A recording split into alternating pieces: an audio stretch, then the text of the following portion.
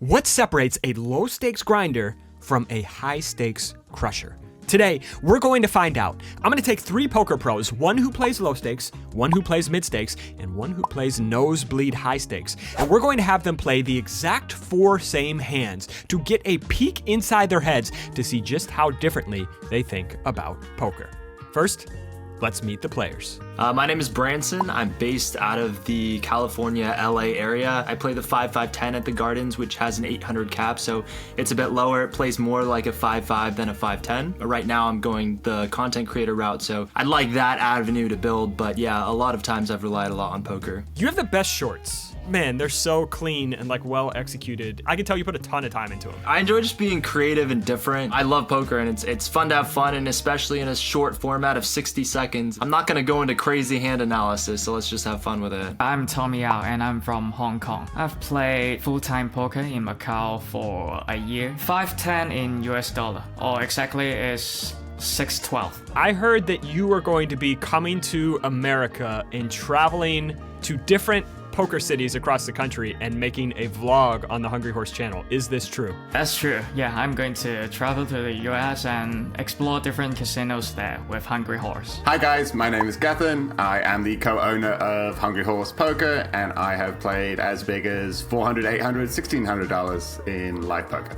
For this experiment, I'm going to walk them through pre-flop so they all get to the flop in the exact same way. Then they will talk us through their thought process post-flop. For each street, they will have a 1-minute shot clock to make their final decision. For each hand, I have built out contingencies for every scenario that is likely to occur. For example, if hero bets less than 500 on the flop, the villain will check raise 3.3x, or if hero bets greater than 500 on the flop, villain will check call. All right, without further ado, let's jump in.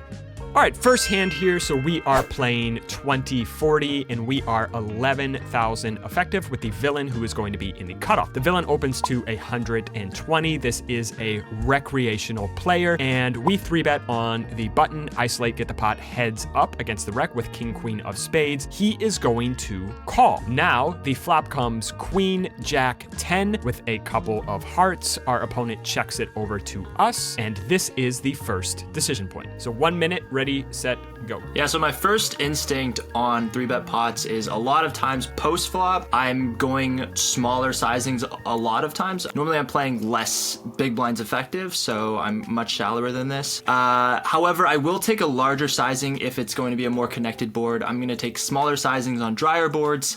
So here is a pretty heavily connected board, and if I'm betting here, I'm going to be betting a little bit bigger. I'm not going to be going like, you know, quarter pot or third pot or something like that. I'm going to go a little bit bigger. Honestly, probably going like 50 to 60% pot. So I'd go maybe 450. And here with top pair and an open-ended in position, I think I'm going to go a little bit more than half pot. Okay, so 450, final answer? Yeah. Villain check raises to 1,500 here. And now you have 1 minute here. Walk us through your thoughts. Ready, set, go. I already don't love it. I don't think I'm going to be folding here. Don't think I'm going to be re-raising here. I'm not going to be putting in the 3-bet, so I'm just going to call, see a turn. Hopefully improve, but I'm already starting to feel a little uncomfortable here. So call? Yep, call. Turn is a deuce of hearts. He is going to check over to us here, and 1 minute to make your decision. Ready, set, go. My first instinct is to check back and see a river. I don't think he has a flush here. However, he could be trying to pot control with a number of 2-pair hands. Say he had queen jack, 10 jack, something like that. Mostly looking to check back here, see a river, and I'm looking to pot control at this point. Even on the river, and I'm not going to be looking to go for a ton of value here. So I'm going to check back. Okay, cool. We are going to check. So now the river is in offsuit 3, so a complete blank, and now the villain checks again here, and you have 1 minute. Ready, set, go. So again, my first instinct is to probably check back here. Even sitting here with top pair and the villain is showing some weakness, I think they can still have some strong hands and be scared of the flush, scared of straights. And I'm just trying to think of what I'm going to get value of that check raises us on the flop. King Jack or King 10, but I think it's pretty thin. I don't know how much I'm really gonna get called by that many weaker hands. So I'm just gonna check back. All right, here we go. 1 minute countdown. Yeah, as villain is a fish and we 3-bet him pre-flop, and then flop comes Queen Jack 10, and the flop is pretty good for us. For this flop, I want to see bet my entire range. Bet 1/3 here, as we are very deep, but it's a 3-bet pot, so the SPR is low. And this move to make fish to raise his set, or even they may have some slow played ace king there. Yeah, so I would like to keep his weak range here and then make him raise his strong range here. 8 seconds. You gotta give me in dollar amounts here. 300. 300. All right, there we go. He is going to check raise to 1,000. Now you have 1 minute. Give me your thoughts. Ready, set, go. So what's villain's range here? He can have straight, ace king, that he called us pre-flop, and then he can have sets to pair, queen 10, jack 10, 10s, jacks, or even queens. Can also have 9-8 suited, so he can have the straights and he can have the sets. I can't really think of his bluff here because as fish, their check raise is very under bluff. We still have a straight draw. Yeah, so turn may come a 9 or ace, and I can reevaluate by villain's action. So I would like to continue here. I would like to call. Call. All right. The turn is a deuce of hearts, bringing in the front door flush. Villain is going to check to us after check raising the flop. You have 1 minute. Give us your thoughts. Ready, set, go. Okay, villain checks the turn, so I assume that he got no flush here. He will continue betting the turn with his ace king of heart or 9-8 of hearts, so his range right now is straight, ace king, 8-9, and those two pairs and set. Here I can check to realize the river, or I can bluff with my hand representing the flush. On this hand, because villain is so capped right now, based on his action on turn, so I would like to bet here and set up a large bet on the river. 9.6k behind. I would bet like 2k here, and the pot will be 6.8k. I'm going to shove the river if it's a blank come. Perfect. 2,000, and villain is going to call. The river is an offsuit 3. Villain checks. You've got 1 minute. Give us your thought process on this river. Ready, set, go. I'm a bit regret now on my sizing on the turn. I should have bet half pot. Yeah, like 1,500 on the turn and set up a even bigger size on the river. 1.5k on the turn, that the pot will be 5,800, and we got like 8,000 left. Yeah, so for now, if I have bet 2,000 on the turn, I am still shoving because I don't think his straight or sets are going to call. Bet smaller on the turn, like half pot, is a better play. So you were shoving the river. Yep. We go all in, and he folds. 1 minute at 10 seconds. I will give you a countdown. Ready, set, go. All right, well, this is actually quite a tricky flop texture. I think people don't necessarily always fast play 2-pair when ace-king is obviously there. I would say king-queen is probably a 2-street hand, I think. Probably targeting pair plus draw, obviously some flush draws, maybe hands like ace-jack, 10-9, stuff like that. And given that most of the range I'm going to be targeting is going to be more inelastic on flop and turn and maybe quite price-sensitive on the river, my immediate instinct here would be to pick a flop and turn value sizes rather than like say flop and river. I think really the question is what size gets them to raise with straights and sets. Well, pots 860, maybe 350, 400 is going to be my default c-bet size unless this player is particularly sticky or 5 particularly seconds. aggressive. I think 4. I'm going 350 on this flop. 350. He check raises to 1150, and now you have 1 minute. Ready, set, go. I think check raises on straightening boards where ace-king is there is definitely going to be underbluffed. I think this is a texture where they find all of the good hands to raise, and maybe the bluffs are less obvious. I think a lot of the bluffs are going to be hands that they feel pretty comfortable calling, like ace-x of hearts and maybe hands like 10-9. I think with our equity and this deep, potentially with some bluffing equity and opportunities on future streets, I'm pretty uncomfortable 3-betting this hand because I'm really just representing ace-king and, again, getting fish to fold folds hands like King 9 is not my favorite, so I think I'm going to want more information. I think I'm going to proceed with a call, recognizing that I'm probably just going to fold on blanks if I face a barrel. I think I'm going to have pretty good bluffing opportunities on certain runouts. I think with this hand at this depth, I'm comfortable just calling and evaluating turn, planning to bluff versus some checks and onto certain runouts. Going to the turn, and it is a deuce of hearts, and now he checks. 1 minute, ready, set, go. Okay, opponent's range probably is going to be straights, sets, maybe the occasional two pairs since I did pick 350 on the flop. I don't think there's going to be a ton of flushes. I think aggressive players who do check raise flush draws on this flop this deep are going to continue with a bet again on the turn. So I'm expecting their range to be a lot of two pair sets and straights. I'm going to think about turning this hand into a bluff this deep. I think if I was shallower, I'd probably just try and realize my equity with my open ender and probably check back. But I think at this depth, I'm pretty interested in turning this hand into a bluff because I don't think I have really any showdown value. So I'm trying to think about sculpting SPR. The nice thing about being this deep in this bigger game is I probably don't need a giant river SPR. I think something around pot on the river, maybe even slightly less given out the dollar figure. I'm thinking I'm probably going around 2,500 on this turn with the intention of bluffing everything but a non-pairing river. I think I'm going about 2,600. All right, that was right down to the wire, 2.6K. This river, it is a 3, and you have 1 minute, ready, set, go.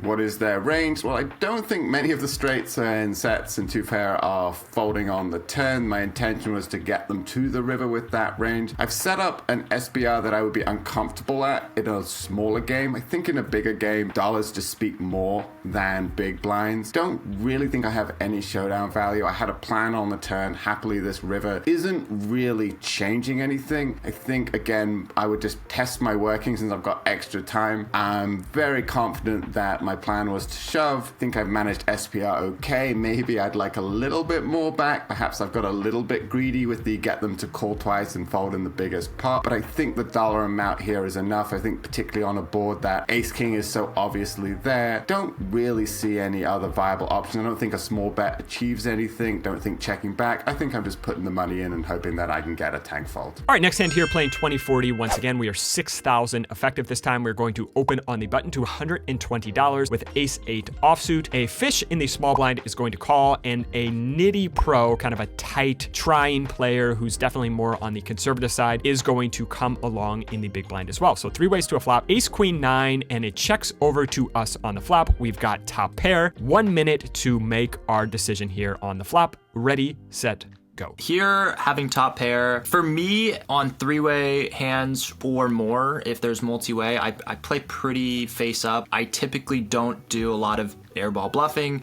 With top pair, I don't love my kicker here with an 8, but I think I can still bet. I'm probably not going to go too big in a multi-way pot. Might go like 120, 150 here. I'll go with 150 here. Cool. Now the small blind folds and the big blind calls, and now the pot is 660 going to the turn. It's a 3 of hearts, bringing up backdoor heart draws. So we are heads up, and now the big blind checks. 1 minute, ready, set, go. So after I make the bet on the flop and then get called, I think the villain could have a number of draws here in ace themselves. Depends on how aggressive they are too with the number of their aces. If they're someone who 3 bets all the time with ace jack, ace queen, 5-5, a lot of times that they don't even do that. Here in the 2040, they should be. So our ace is decent here. I think I'm going to check back though, still bluff catch if they decide to lead a lot of rivers. It depends on the river. Okay, cool. So we are going to check back. Now the river is an offsuit king, and the big blind checks once again. 1 minute, ready, set, go. Offsuit king, looking to get value. I mean, the only thing I'm really going to be getting value from probably some queen X hands, and only if I go super small, to be honest. I really don't mind a check back here just because I don't think I'm going to be getting called by much worse. I guess a worse ace is possible, like ace 5, ace 6, ace 7, something like that, ace 4. I'm probably just going to check here or bet super small, but I'll probably just check. Final decision, 5 seconds? Yeah, check. Check.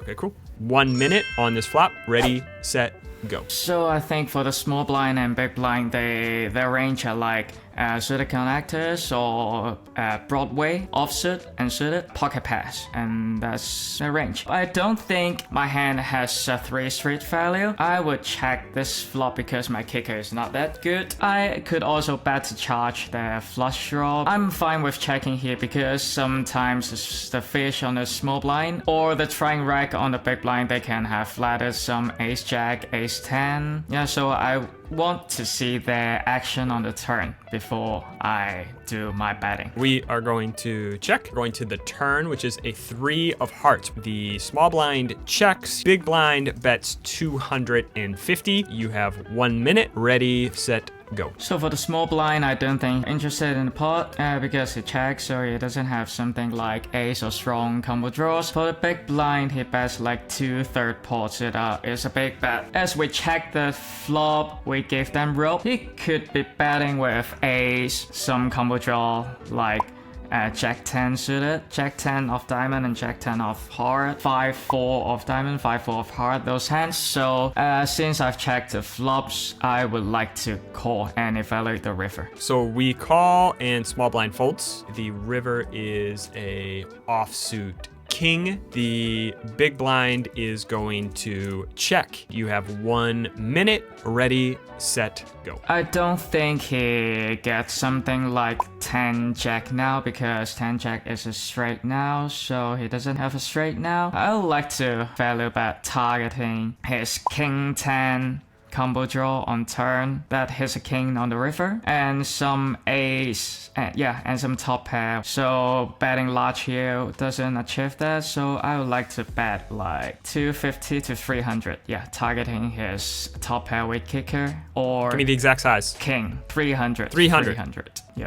Perfect. 1 minute. Ready, set, go. Well, my default on these ace high boards is going to be quite a lot of like big bet or check. I don't think our hand really falls into that. I think this is a board where like with the flush draw and the queen and the 9, there's just like quite a lot of middle pair, bottom pair draws that I can target with a smaller size. I might deviate away from my big bet or check strategy here, particularly with a fish in the small blind who's probably going to be pretty sticky, and I suspect that the big blind's going to play pretty straightforward. I'm pretty tempted to just pick a small size here. I think, what's the pot's like 360? Might have gone even slightly bigger pre. I think I'm probably looking at like 125 to 150, just targeting like weaker ace X, some flush draws, some gut shots, some straight draws, queen X. Yeah, I think my final answer is like 125 on the flop. Seems pretty reasonable on this texture versus 2 weaker players. All right, so we'll go 125, which is quite annoying in a $10 chip Sorry. 125, small blind folds, big blind calls, and we are going to a turn, which is a 3 of hearts, and the big blind checks over to us. You have 1 minute. Ready, set, go. Okay, and what's my opponent's range? Pot's around 600. I think they probably have pretty much all the weaker ace X. Ton of draws, ton of pair plus draws. Question is, what do I want to target? Well, those draws feel very inelastic. I think if they do have a hand like queen X with a flush draw or ace X of diamonds, I think I'm probably going to target that with a pretty big size. It feels thin. I may value cut myself occasionally. What's the biggest size that they call with draws here? I was trying to make queen X. I'd probably be in about the 2x pot. I think I can probably bet 1200 here with the intention of checking back a lot of draw completing rivers. Yeah, I think I'm going to bet really large here with the intention of checking back. I'm going to go 1200. So we go 1.2k, and the river is an offsuit king. He checks. 1 minute on the river. Ready, set, go. All right, range is a bunch of ace X that I chop with. I think maybe 1 or 2, maybe ace 10 off that I lose to. Maybe a couple of straights with hands like jack 10. I think I'm trying reg or rec, might 3-bet occasionally with that. A lot of 1 pair king X which are flush draw, queen X, 9X, misdraws with a pair. Pots like 3-ish K. What happens if I bet really small? Doesn't sound like the player I'm inducing against. Can I bet a size that folds some chops? That feels pretty interesting to me. I think if they tank called the turn, I think they have more ace-X, then I'd be more incentivized to bluff the river to fold out chops. If they quickly called the turn, I'm leaning towards probably checking back. Pretty interesting to bet like 300 or 400. Think against a fish, I would do that. Against a Trainwreck, I'm probably just checking back.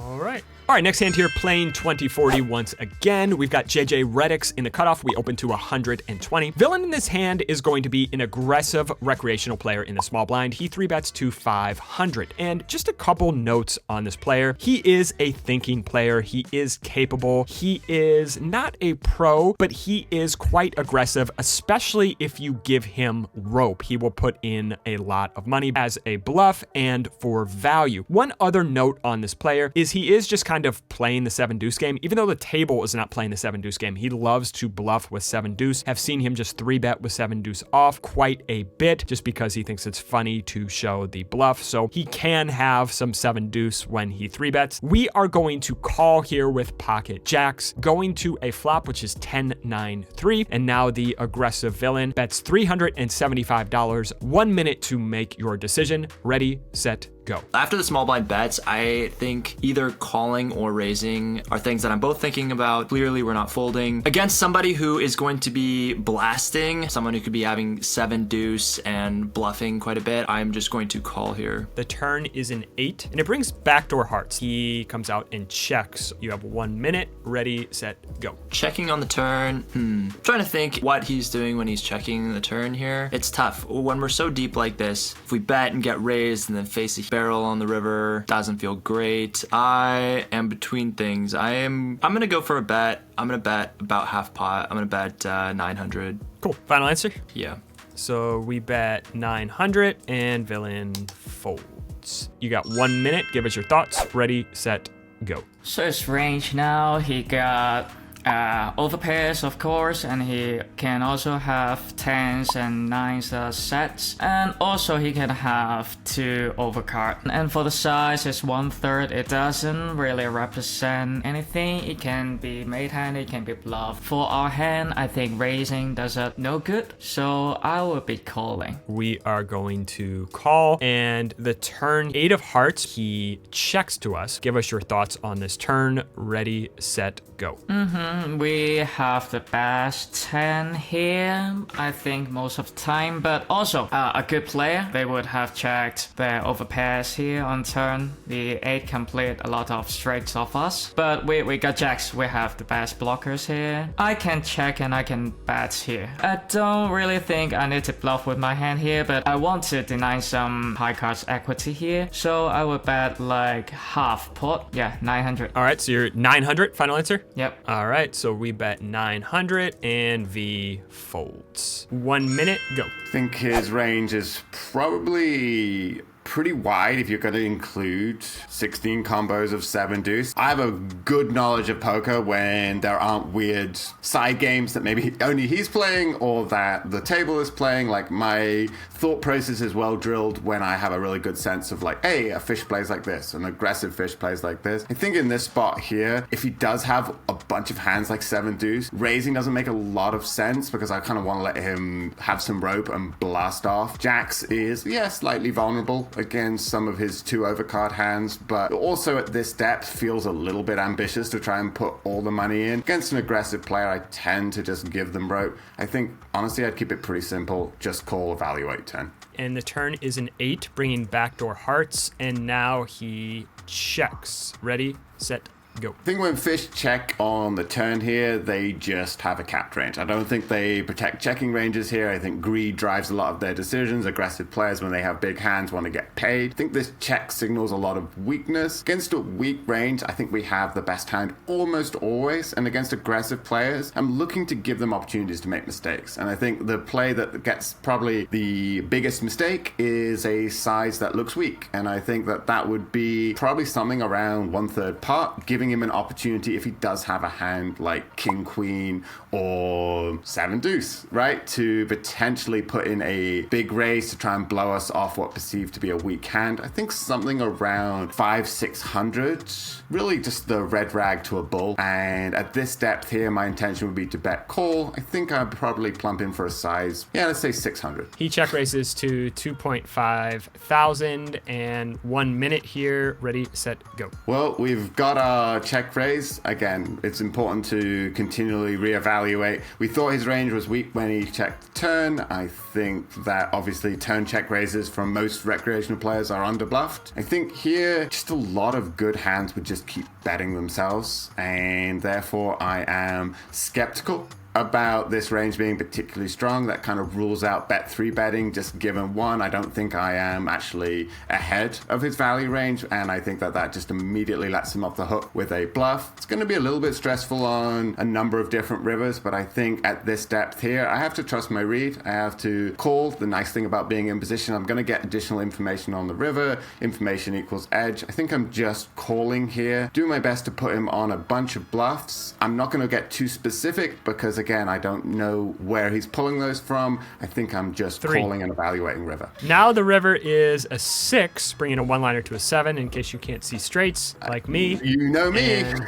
Now he bets 7,000 into 67.90 and 1 minute. It is on us. Ready, set, go. Well, this adds a fun little wrinkle. I would say I'm immediately into my bluff catching checklist, which is what is their range? Well, we thought there was a number of bluffs. Well, some of those bluffs have got there, but I think a lot of the value hands on the turn that we would have expected a check raise from don't love this card, so I think he's either got there on the river or was bluffing. The question is he over or under bluffing? That's really where the money is. If I can recognize this as a spot that is over bluffed, I have an easy call with any bluff catcher. If I think he's under bluffing, then obviously this is going to be an easy fold. I don't think raising is going to make a ton of sense with this amount of stack depth behind. I think we really have only 2 options in front of us. I think a lot of the time people do just keep barreling with 7 high. I think this is someone who saw weakness on the turn and 5. went for it. I think I am putting the money in here with the phrase, show me something good. And we call, and he shows ace queen. Huzzah! All right, last hand here, we are playing 10-20 and open king queen offsuit on the button to $60. A fish in the small blind calls, and the main villain in the hand is going to be an old man coffee here in the big blind. He is going to call as well. A couple notes on this player: is very tight, does not put money in unless he has it, is capable of folding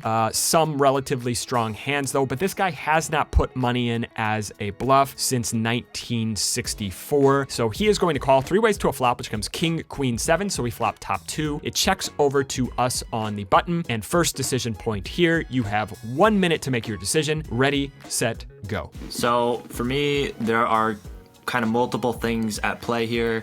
Again, because we're multi-way, I typically will go smaller. However, this board, there's going to be a lot of draws like 10 jack, hearts, number of gut shots. So I am going to size up a little bit. So size down a little bit because it's multi-way, and then size up a little bit because the board is connected here. There's a lot of draws. So I'm going to go about half pot. I'm going to go 90, or exactly half pot. We go 90 and both players call. The turn now is a deuce of hearts, bringing in the front door flush. And now the small blind and big blind both check to us again. 1 minute, ready, set, go. I really don't like when main draws come in when I get called in multiple spots by people. My first instinct is to check back here and evaluate a river where we either call, possibly fold, or see what happens. Yeah, so I believe I'm going to be checking here. The thing is, sometimes small blind or big blind would lead. However, with 1 street to come, they're not guaranteed to lead here with their flushes. So I'm just going to check back. Perfect. Now the river is an offsuit 2, and both players check to us again here on this river. 1 minute, ready, set, go. 2 on the river pairs the board. I don't expect that either player has a 2 here. Now I am thinking I can get value against a king. I'm trying to think how big I want to go. My instinct to not go super big, to get value from just a king who just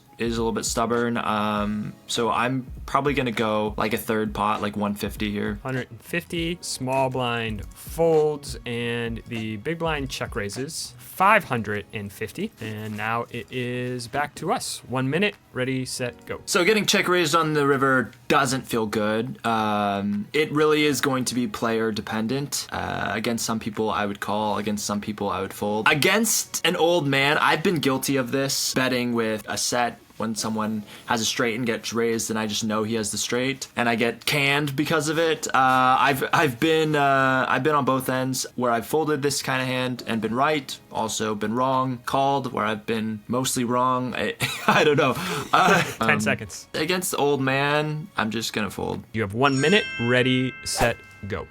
We got a pretty good flop. A lot of inelastic draws out there, but we also blocked top pair and the second pair. So I would like to bet half pot here, keeping all those flush draws, pairs, 7x, queen x, king x here. If I'm betting like 2/3, I think queens and sevens. Queens may not be folding, but sevens are definitely folding. So I'll bet 100 with my hand. We are going to bet 100, and both players call. Turn, and it's a 2 of hearts, bringing in the front door flush, and both players check it over to us. 1 minute, ready, set, go. Yeah, flush king on the turn. So for the OMC, I don't think he's leading with his flush. So the small blind and the big blind, they can both possibly have flush. And so for more information, I would check this turn to evaluate the river by their sizing on the river. As you mentioned, the big blind is a native player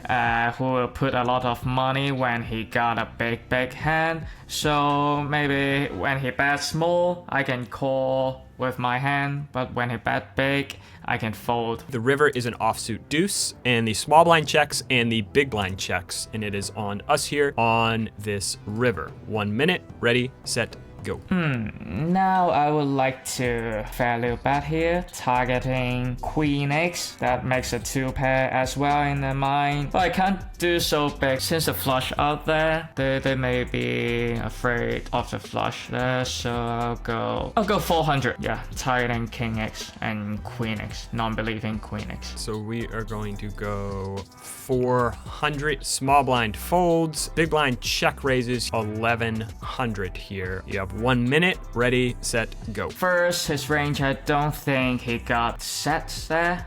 He can only have sevens on the floor, but since he didn't check raise, so I don't think he has set. So he can't have full house on this board. So yeah, he has flush here. So the question is, are we deep enough to bluff here? Will he fold when we shove? I think for an OMC, he would probably fold his flush. And checking the set makes a lot of sense on the turn for us. Yeah, so I'll turn my 2 pair into a bluff and I'll go all in. 1 minute, ready, set, go. 2 weak players in the blinds. I am sizing up on a lot of king high boards. I think it's pretty hard to get people to call with weaker pairs. I think there's flush draws are inelastic. I think king x is inelastic. I think jack 10 is inelastic. My instinct on a board like this would be to size up probably somewhere in the $120 to $150 range. We're pretty deep for 10-20 here with 2 players. I think I'd probably just be betting 120, not worrying about having them fold pocket pairs and 7x, just trying to go for gold against the open-enders, flush draws, king x portion of range. I think queen x probably sticks around for 120. I'd just bet 120 here and keep it simple. So we go 120, both players call, going to a turn 2 of hearts, and now it checks to us. 1 minute, ready, set, go. Not my favorite, especially against 2 players' ranges. Obviously there can be plenty of king x and some draws, but obviously the big blind, once he overcalls, if he really is the OMC of OMCs, is going to probably have a range that looks like king x and flush draws, and obviously we beat the King X, but are we getting 3 streets is the question. Now, against most players, I would say yes, but against your 75-year-old OMC, perhaps we have a 2-street hand. And when I have 2 streets hands, I want to get as much clarity about their range. And playing in position, if I check back a huge river bet from him, it's just a flush. And I have a very easy fold. And if they check the river to me, I have a lot of clarity I can go for value. I think this feels close to me between betting myself and checking back. I think with this profile, I think a check works pretty well. So we check river, it's a deuce. Now they both check again here. 1 minute, ready, set, go. Pretty good river. Obviously now they don't have quote unquote kicker problems with their King X portion of range. I think I have a very clear value bet here targeting King X. I think the number of flushes in range has been significantly diminished in this spot here. The question is, what size does King X call here? There really are 2 options here. I think we could get a little bit greedier with something maybe around 350, 400, but with the flush draw coming in, really the question is, what size would I bet to make King 9 fold? Probably multi-way here with just a little bit more fold equity, probably something like 400. Maybe if I'm trying to capture value from every King X from an OMC and a fish, probably something about 250 feels like a pretty good size for me on the river, where I think King X just flicks in the call. 250. Yeah, small blind folds, big blind 875. On us, 1 minute, ready, set, go. Well, obviously he's finding a ton of bluffs. OMCs are known for check raise bluffing the river at high frequencies. I think this is a player who has got rather proudly trapped us with his flushes. I think it's pretty hard to have many boats in this spot here. So the question is, do I want to fold against someone who is under bluffing with my bluff catcher, or do I have a second option? What happens if I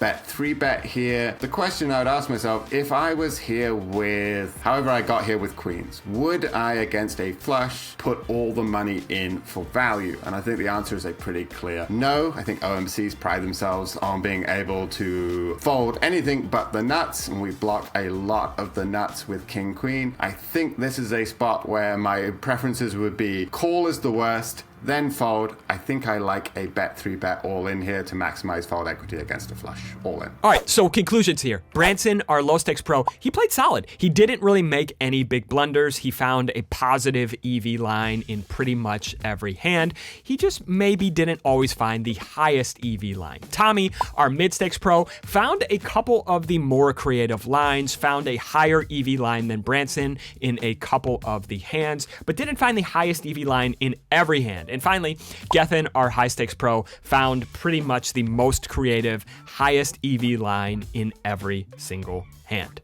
In the first hand here, after calling the flop check raise, Branson just kind of took his showdown value here on the turn and river and checked back. Did not find the creative line where we kind of turn this one into a bluff. Because really, once his flushing card comes in on the turn, after villain check raises the flop and then checks the turn, we just don't really have much showdown value, even though we have top pair here. So Branson just took his showdown value, checked back the turn, and checked back the river. Whereas Tommy on this turn elected to start turning his hand into a bluff right away, chose a relatively big size to get called by 2 pair sets and straights. He left himself behind that big chunky overbet on the river and got the fold here from 2 pair. Gethen played the same line as Tommy, but chose a slightly bigger size on the flop, just realizing on this wet dynamic board, villains will fast play even to a slightly bigger size. So he went a little bit bigger on the flop, villain check raised a little bit bigger, Gethen called. And now here on the turn when villain checked, Gethen chose an even bigger size, 2,600 versus Tommy's 2,000, just realizing that because the absolute dollar amount is so big, he didn't necessarily need to leave himself a big boy overbet behind on the river, because 6,800 is a lot of dollars and absolute dollar size starts to matter more than the relative size of the pot. So on top of finding the bluff like Tommy did here, Gethen found a slightly bigger size on the flop and a slightly bigger size on the turn. So Gethen actually got more money in the pot before he made the villain fold. All right, on this second hand here,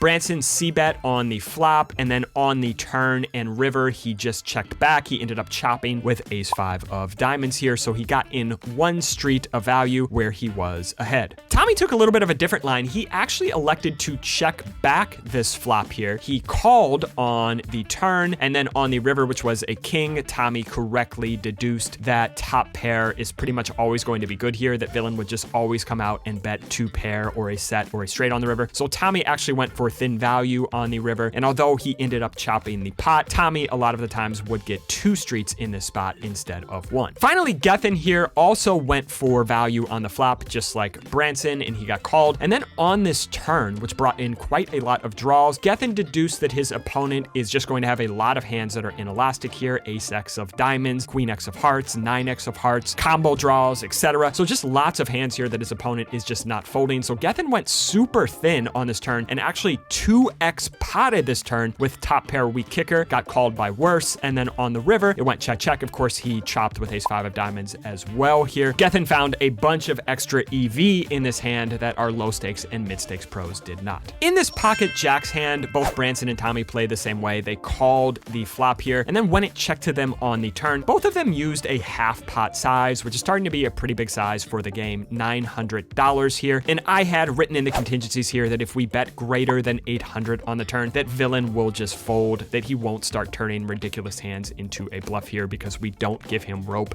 if we take a big size on the turn. Whereas Gethen, our high stakes pro, correctly deduced here on the turn that our opponent had a weak range after betting the flop small and then checking the turn. And if he bet small, he could either entice our aggressive rec opponent to float with overcards, or even better, spaz and start turning some hands into bluffs. So Gethen chose a very small size here, 1/3 pot here on the turn to induce, and the villain ended up check raising and then overbet bluffing on the river. Gethen snapped it off, and our opponent had ace-queen offsuit. Finally, in this king-queen hand with top 2 pair, Branson went for value on the flop, checked back the turn when the flush came in. Now when it checked to him on the river, he chose a small size here for value, just targeting king X, and when the OMC raised, he found a fold here, which is very reasonable. Tommy and Gethen both got to the river in the same way as Branson, but when they bet the river and got raised here, they just deduced that the OMC villain here would just almost never have a boat, and they bet on the fact that they could make this guy fold a king high or ace high flush draw for all of the money. They could credibly rep a hand like pocket kings, pocket queens, pocket sevens here that would play this way all of the time. So they elected to turn their hand into a bluff to get the villain to fold the ace high and king high flushes. All right, guys, hopefully this video was illuminating, getting inside the head and seeing the thought process of a low stakes, mid stakes, and high stakes pro.